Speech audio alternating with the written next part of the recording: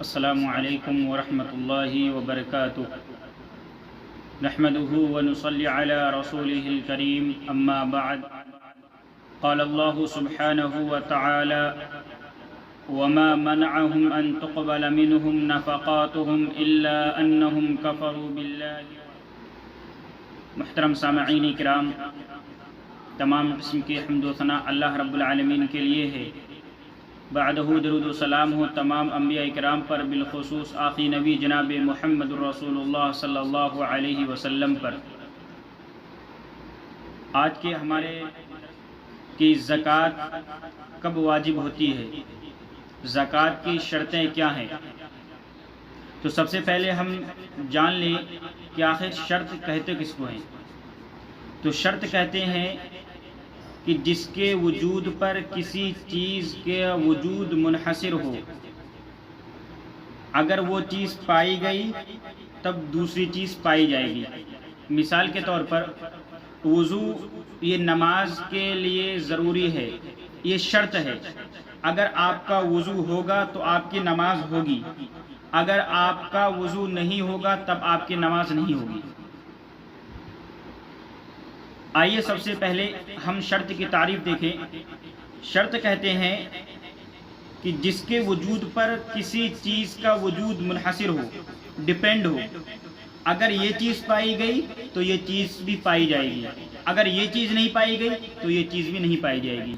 Example کے طور پر کہ نماز کے لیے وضو کا ہونا ضروری ہے، اگر آپ کا وضو نہیں ہے تو آپ کی نماز نہیں ہوگی، لیکن اگر آپ کا وضو ہے تو یہ ضروری نہیں ہے کہ آپ اس وضو کے ذریعہ سے نماز ہی ادا کریں۔ مثال کے طور پر وضو یہ نماز کے لیے شرط ہے، اگر آپ نے وضو نہیں کیا ہے تو آپ کی نماز قبول نہیں ہوگی، آپ کی نماز نہیں ہوگی۔ لیکن اگر آپ نے وضو کیا ہے تو یہ ضروری نہیں ہے کہ آپ اس وضو سے نماز ہی ادا کریں، کچھ اور بھی آپ کر سکتے ہیں۔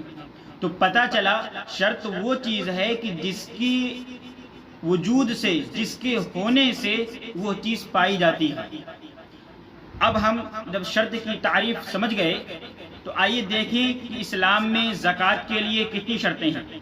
تو اسلام میں زکوٰۃ کے لیے 5 شرطیں ہیں۔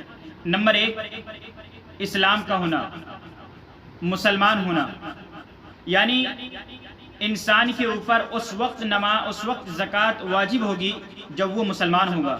اگر وہ مسلمان نہیں ہے، کافر ہے، غیر مسلم ہے، یہودی ہے یا کوئی اور ریلیجن کا ہے تو اس کے اوپر زکوٰۃ واجب نہیں ہے۔ اللہ رب العالمین نے ارشاد فرمایا کہ ان لوگوں کے صدقات اور ان لوگوں کی زکوٰۃ کو قبول نہ کرنے کا سبب یہ ہے کہ یہ اللہ اور اس کے رسول کی نافرمانی کرتے ہیں، کفر کرتے ہیں۔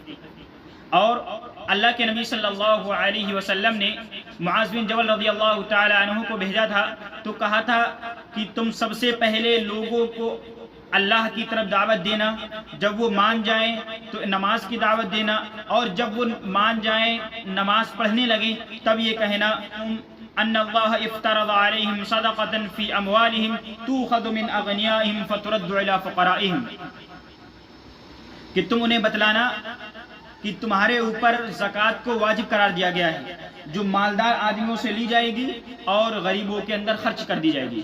اس سے یہ پتہ چلا کہ سب سے پہلے مسلمان ہونا، انسان کا ایمان والا ہونا واجب اور ضروری اور شرط میں سے ہے۔ اگر انسان مسلمان نہیں تو اس کے اوپر زکوٰۃ واجب نہیں ہے۔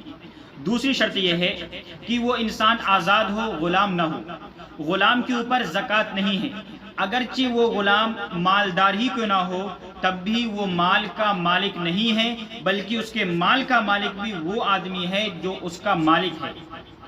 اللہ کے نبی صلی اللہ علیہ وسلم نے فرمایا کہ اگر کسی نے کوئی مال والا غلام بیچا تو وہ مال اس کے آقا کا ہے، اس کے مالک کا ہے، الا یہ کہ خریدنے والا شرط لگا لے۔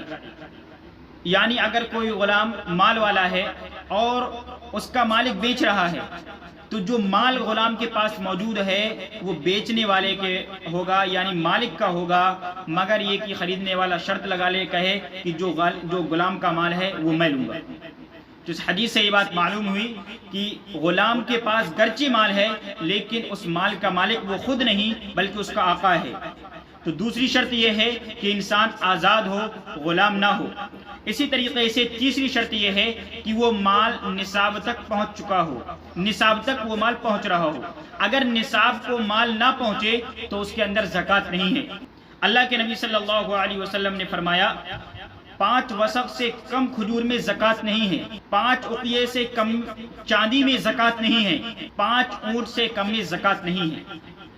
اللہ کے نبی صلی اللہ علیہ وسلم نے جو 5 وسق کھجور بتلائی ہے اس کا آج کے پیمانے کے حساب سے 7.5 کنٹل، یعنی انسان کی پیداوار 7.5 کنٹل ہو، اگر 7.5 کنٹل سے کم ہے تو اس کے اوپر زکوٰۃ واجب نہیں ہے۔ اسی طریقے سے چاندی کا جو نصاب بتلایا گیا 5 عقیہ، آج کے زمانے کے اعتبار سے 595 گرام پہنچتی ہے۔ اگر 595 گرام چاندی انسان کے پاس ہے تب اس کے اوپر زکوٰۃ واجب ہوگی، اور اگر 595 گرام سے کم ہے تو اس کے اوپر زکوٰۃ واجب نہیں ہے۔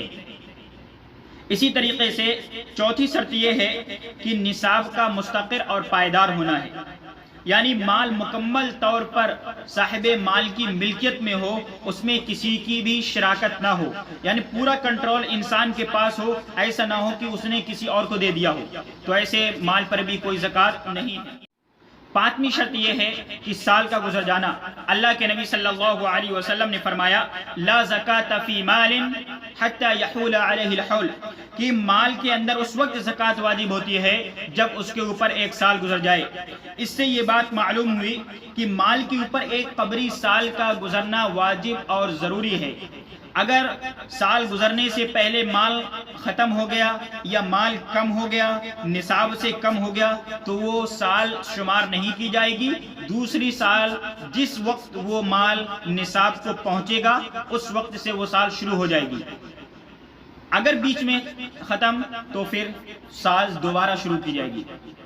ان تمام شروط سے یہ بات معلوم ہوئی کہ اس زکوٰۃ انسان پر اس وقت واجب ہوتی ہے جب وہ مسلمان ہو، آزاد ہو، مال کا مالک ہو، مال مستقر ہو، 1 سال گزر جائے، تب اس کے اوپر یہ واجب اور ضروری ہے کہ وہ زکوٰۃ ادا کرے۔ لیکن کچھ چیزیں ایسی ہیں کہ جن پر 1 سال کی شرط نہیں لگائی جائے گی، جیسے کہ وہ چیز یا وہ غلہ جات جو زمین سے پیدا ہوتے ہیں ان میں 1 سال کی شرط نہیں لگائی جائے گی۔ اللہ رب العالمین نے ارشاد فرمایا وَآتُوا حَقَّهُ يَوْمَ حَصَادِهِ، کہ جس دن تم اناج کو کاٹو اسی دن ان کا حق دے دو، اسی دن اس کی زکوٰۃ نکال دو۔ اسی طریقے سے چراگاہ میں جو چرنے والی مویشیاں ہیں، جانور ہیں، ان سے بچے پیدا ہوں گے تو ان بچوں میں بھی 1 سال کی شرط نہیں لگائی جائے گی۔